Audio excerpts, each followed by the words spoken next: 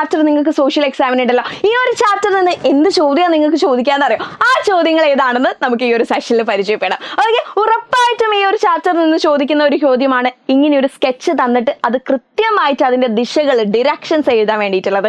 അപ്പം ഈ same sketch തന്നെ ചോദിക്കണം എന്നില്ല, ഏത് പ്ലാൻ വന്നാലും നിങ്ങൾ എന്ത് ചെയ്യണം, കൃത്യമായിട്ട് ദിശകൾ പഠിക്കണം. അപ്പൊ ഏത് ക്വസ്റ്റ്യൻ കണ്ടാലും മക്കൾ ഫസ്റ്റ് ചെയ്യേണ്ട ഒരു കാര്യം ഇവിടെ ഒരു പ്ലസ് സൈൻ വരയ്ക്കുക, എന്നിട്ട് നമ്മളുടെ കൃത്യമായിട്ടുള്ള ദിശകൾ ഇവിടെ മാർക്ക് ചെയ്യുക. മേലെ നമുക്ക് നോർത്ത്, വെസ്റ്റ്, ഈസ്റ്റ്, സൗത്ത് ആണല്ലോ ഉള്ളത്. ഇത് കൃത്യമായിട്ട് അടയാളപ്പെടുത്തുക. വടക്ക്, പടിഞ്ഞാറ്, തെക്ക്, കിഴക്ക് എന്ന് മാർക്ക് ചെയ്ത ഏത് മാപ്പ് ക്വസ്റ്റ്യൻ വന്നാലും നിങ്ങൾ ഫസ്റ്റ് ചെയ്യേണ്ടത് ഈ ഒരു കാര്യമാണ്. എന്നിട്ട് എന്ത് ചെയ്യാം, നമുക്ക് ചോദ്യങ്ങളിലേക്ക് പോവാം അല്ലെ. യെസ്, ഇനി ഇവിടെ ഫസ്റ്റത്തെ ചോദ്യം നമ്മളോട് ചോദിച്ചു നോക്കിയേ. To which direction of the basketball court is the office building located അല്ലെ. ബാസ്കറ്റ് ബോൾ കോർട്ടിന്റെ ഏത് ദിശയിലാണ് ഓഫീസ് ബിൽഡിംഗ് സിറ്റുവേറ്റ് ചെയ്യുന്നത്? എവിടെയാണെന്ന് നോക്കിയേ. ഏത് സൈഡിലാ? ഈ സൈഡ് എന്ന് പറഞ്ഞാൽ ഈസ്റ്റ് ആണ്, കിഴക്കാണ്. അപ്പൊ ആൻസർ നമുക്ക് എന്ത് പറയാം? ഈസ്റ്റ് എന്ന് കൊടുക്കാം, കിഴക്ക് എന്ന് കൊടുക്കാം അല്ലെ. ഇനി അടുത്ത to which direction of the basketball court is the entrance of the school located അല്ലെ. ബാസ്കറ്റ് ബോൾ കോർട്ടിന്റെ ഏത് ദിശയിലാണ് എൻട്രൻസ് ലൊക്കേറ്റ് ചെയ്തിരിക്കുന്നത്? സ്കൂളിന്റെ എൻട്രൻസ് എവിടെയാണെന്നാ ചോദിച്ചത്. ബാസ്കറ്റ് ബോളിന്റെ താഴെ, നമ്മളെ ദിശ നോക്കിയാൽ താഴെ എന്ന് പറഞ്ഞാൽ അത് ഇതാണ്, സൗത്ത് ആണ്, തെക്കാണ്. അപ്പൊ ഈ ഒരു ആൻസർ നിങ്ങൾക്ക് ഈസി ആയിട്ട് എഴുതാൻ വേണ്ടിയിട്ടാണ് മിസ് എന്ത് തന്നത്, ഈ ഒരു പ്ലസ് സൈൻ വരയ്ക്കണം എന്ന് നിങ്ങളോട് കൃത്യമായിട്ട് പറഞ്ഞത്. ഓക്കെ, അപ്പൊ ഇങ്ങനെ പ്ലസ് സൈൻ വരച്ചിട്ട് നിങ്ങൾ എന്ത് ചെയ്യുക, ബാക്കി ക്വസ്റ്റ്യനോട് സോൾവ് ചെയ്യുക. ഇങ്ങനെ ഒരു ചോദ്യം നിങ്ങൾക്ക് ഉറപ്പായിട്ടും ഈ ഒരു ചാപ്റ്ററിൽ നിന്ന് പ്രതീക്ഷിക്കാൻ പറ്റുന്നതാണ് കേട്ടോ. Okay, yes. അപ്പൊ ഇത് നിങ്ങൾ തന്നെ എന്ത് ചെയ്യുക, കൃത്യമായിട്ട് നോക്കി മനസ്സിലാക്കിയിട്ട് പഠിച്ചു വെക്കുക. ആൻഡ് നെക്സ്റ്റ് നമ്മളോട് ചോദിക്കുക മറ്റൊരു മാപ്പ് ക്വസ്റ്റ്യനും ഈ ചാപ്റ്ററിൽ നിന്ന് ചോദിക്കാൻ ചാൻസ് ഉണ്ട്. അപ്പൊ ഈ ഒരു മാപ്പ് ക്വസ്റ്റ്യനിൽ നിങ്ങൾ പഠിച്ചു വെക്കേണ്ടത് നമ്മളുടെ ഇന്ത്യയെ കുറിച്ചിട്ടാണ് അല്ലെ. ഇന്ത്യയുടെ ഈസ്റ്റിലേക്കുള്ള സി ഏതാണെന്നാണ് ഫസ്റ്റത്തെ ചോദ്യം. അപ്പൊ ഏത് മാപ്പ് ക്വസ്റ്റ്യൻ ചോദിച്ചാലും ആദ്യം നമ്മൾ എന്ത് ചെയ്യും, നമ്മൾ പ്ലസ് വരയ്ക്കും.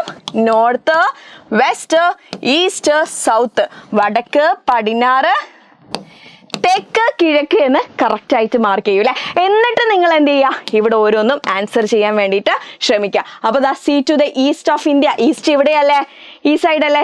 ഈസ്റ്റ് ആണോ? സോറി, ഇവിടെയല്ല അല്ലെ. ഇവിടെയാണ് നമ്മളുടെ ഈസ്റ്റ് വരുന്നത്, ഇത് നമ്മളുടെ വെസ്റ്റ് ആണ് അല്ലെ. സോ ഈസ്റ്റ് എവിടെയാണെന്ന് നോക്കിയേ.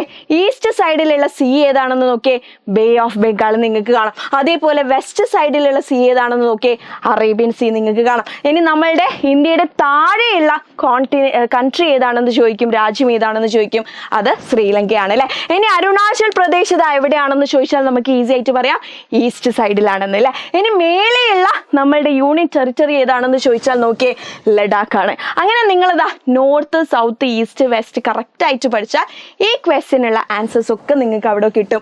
നമ്മളുടെ നെയ്ബറിംഗ് കൺട്രീസ് ഏതാണെന്നും ഒരു ചോദ്യം നമുക്ക് ഈ ഒരു പോർഷനിൽ നിന്ന് പ്രതീക്ഷിക്കാം. അയൽ രാജ്യങ്ങൾ നോക്കിയേ, പാകിസ്ഥാൻ, ചൈന, നേപ്പാൾ, മ്യാൻമർ, ശ്രീലങ്ക ഒക്കെ നമ്മളുടെ അയൽ രാജ്യങ്ങളാണ്. അപ്പൊ ഇത്തരത്തിലുള്ള ഒരു ചോദ്യം ഈ ചാപ്റ്ററിൽ നിന്ന് നിങ്ങൾക്ക് പ്രതീക്ഷിക്കാവുന്നതാണ്.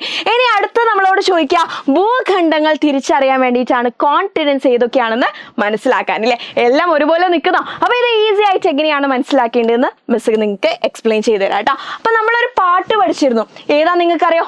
ഒരൊറ്റ സ്ട്രെച്ചിൽ മിസ് പാടിത്തരാം. Asia, Africa, North and South America, Antarctica, Europe and finally Australia. Okay, അപ്പൊ ഈ പാട്ടിൽ ഏറ്റവും വലിയ കോണ്ടിനെന്റ് മുതൽ ഏറ്റവും ചെറുത് വരെയാണ് നമ്മൾ പാടിയത്. ഈ പാട്ടിൽ ഏറ്റവും വലുത് നമ്മൾ ഏതാ പാടിയത്? ഏഷ്യ ആണ് അല്ലെ. അപ്പൊ കൂട്ടത്തിൽ വലുത് ഏഷ്യ ആണെന്ന് മനസ്സിലാക്കി വെക്കുക. ഇനിതാ രണ്ടാളും ഒരേപോലെ ഉണ്ട് അല്ലെ, ഇദ്ദേഹവും ഒരേപോലെ ഉണ്ട്. ഇതിൽ വലുത് ആരാണ്? ആഫ്രിക്കയാണ്. ഇത് ആഫ്രിക്കയാണ്. ഇതാരാണെന്നറിയാം? നമ്മളുടെ തെക്കേ അമേരിക്കയാണ്. തെക്കേ അമേരിക്കയാണ് ഇത് എങ്കിൽ ഇതാരായിരിക്കും? ഒരു ഡിനോസറിന്റെ തലയും വാലും കാണുന്നത് നിങ്ങൾ പഠിച്ചു വെക്കുക, അത് നോർത്ത് അമേരിക്കയാണ്. വടക്കേ അമേരിക്കയാണെന്ന്. ഓക്കെ, അപ്പൊ 4 നമ്മൾ പഠിച്ചല്ലോ. ഇനി ഇവിടെ ഒരു യു ഷേപ്പ് കണ്ടില്ലേ? യു ഷേപ്പ് ഉള്ളത് നിങ്ങൾ ഏതാണെന്ന് മനസ്സിലാക്കണം, അത് ഓസ്ട്രേലിയ ആണെന്ന് മനസ്സിലാക്കുക. ഓസ്ട്രേലിയയിലെ യുവും ഈ ഒരു യുവും നിങ്ങൾ മാച്ച് ചെയ്തിട്ട് പഠിച്ചാൽ മതി. ഇനി ഇതാ ഇങ്ങനെ ഫുൾ ചിതറി നിൽക്കുന്നതാണ് നമ്മളുടെ യൂറോപ്പ്. ആൻഡ് ഒരു റൗണ്ട് പോലെ, ഒരു ഉണ്ട പോലെ ഉള്ളതാണ് അന്റാർട്ടിക്ക എന്ന് പറയുന്നത്. ഉണ്ട പോലെ ഉള്ളത് അന്റാർട്ടിക്കയാണ്. അപ്പൊ ഈസി ആയിട്ട് ആൻസർ ചെയ്യാൻ പറ്റുമല്ലോ. അപ്പൊ നിങ്ങൾ ഇതൊന്നുകൂടെ വാച്ച് ചെയ്തിട്ട് കൃത്യമായിട്ട് ഇതൊന്ന് മനസ്സിലാക്കി വെക്കുക കേട്ടോ. ഇനി നമ്മളോട് ചോദിക്കും എന്താണ് കോണ്ടിനെന്റ്സ് എന്ന്, അല്ലെ? എന്താണ് ഭൂഖണ്ഡങ്ങൾ എന്ന് പറഞ്ഞാൽ ഇത്രേ ഉള്ളൂ. നിങ്ങൾ ഈ പിക്ചറിലേക്ക് നോക്കിയേ, നമ്മളുടെ സമുദ്രങ്ങളാൽ ചുറ്റപ്പെട്ട വലിയ കരഭാഗങ്ങളെയാണ് നമ്മൾ എന്ത് പറയുന്നത്? കോണ്ടിനെന്റ്സ് എന്ന് പറയുന്നത്. Land masses found between oceans, അല്ലെ? സമുദ്രങ്ങൾക്കിടയിൽ കാണപ്പെടുന്ന അതിവിശാലമായിട്ടുള്ള കരഭാഗങ്ങളെയാണ് നമ്മൾ കോണ്ടിനെന്റ്സ് എന്ന് പറയുന്നത്. എത്ര കരഭാഗങ്ങൾ ഉണ്ടെന്ന് നിങ്ങൾ താഴെ കമന്റ് ബോക്സിൽ ഈ ഒരു വീഡിയോക്ക് ശേഷം കമന്റ് ചെയ്യാം കേട്ടോ. ഓക്കെ, ഇനി ലാറ്റിറ്റ്യൂഡും ലോഞ്ചിറ്റ്യൂഡും അക്ഷാംശ രേഖയും രേഖാംശ രേഖയും ബേസ് ചെയ്തിട്ടും നമുക്ക് ഈ ചാപ്റ്ററിൽ നിന്ന് ഒരു ക്വസ്റ്റ്യൻ പ്രതീക്ഷിക്കാവുന്നതാണ്. അപ്പൊ നമ്മളുടെ ഭൂമി ഇങ്ങനെ വരച്ചാൽ ഇങ്ങനെയുള്ള ലൈൻസിന് നമ്മൾ എന്ത് പറയുന്നുണ്ട്? ലാറ്റിറ്റ്യൂഡ് എന്നാണ് പറയുന്നത്. ഹൊറിസോണ്ടൽ ലൈൻസ് ലാറ്റിറ്റ്യൂഡ് ആണെന്ന് മനസ്സിൽ വെക്കുക. ഇനി ഭൂമിയെ വരച്ച് താഴോട്ടുള്ള ലൈൻസ് ആണോ? വേർട്ടിക്കൽ ലൈൻസ് ലോഞ്ചിറ്റ്യൂഡ് ആണ്.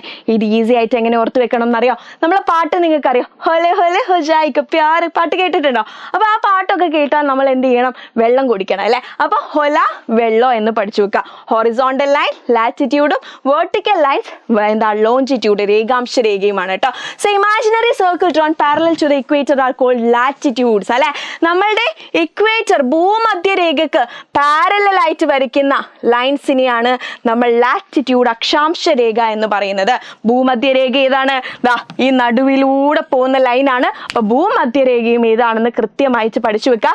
രണ്ട് അർദ്ധഗോളങ്ങളായിട്ട്, രണ്ട് ഹെമിസ്ഫിയേഴ്സ് ആയിട്ട് നമ്മൾ ഭൂമിയെ ഡിവൈഡ് ചെയ്യുന്ന ലൈനാണ് ഭൂമധ്യരേഖ എന്ന് പറയുന്നത്. അപ്പൊ എന്താണ് നമ്മൾ പറഞ്ഞത്? ഹൊറിസോണ്ടൽ ആയിട്ടുള്ള ലൈൻസിനെയാണ് ലാറ്റിറ്റ്യൂഡ് എന്ന് പറയുന്നത്, അക്ഷാംശ രേഖ എന്ന് പറയുന്നത്, അല്ലെ? ഇനി താഴോട്ടുള്ള ഈ ലൈൻസിനെ നമ്മൾ എന്ത് പറയുന്നു? ലോഞ്ചിറ്റ്യൂഡ് രേഖാംശ രേഖ എന്നാണ് പറയുന്നത്. അപ്പൊ ഇത്ര കാര്യങ്ങളെ നിങ്ങൾക്ക് ഈ ഒരു ചാപ്റ്ററിൽ നിന്ന് പഠിക്കാനുള്ളൂ. ഇത് പഠിച്ചാൽ നമ്മുടെ ചാപ്റ്റർ കംപ്ലീറ്റ് സെറ്റ് ആണ്. സോ ഇതേപോലെയുള്ള കൂടുതൽ ഇൻഫോർമേറ്റീവ് ആയിട്ടുള്ള വീഡിയോസ് മക്കളുവാണെങ്കിൽ താഴെ കമന്റ് ബോക്സിൽ സോഷ്യൽ സയൻസ് എന്ന് കമന്റ് ചെയ്യുക.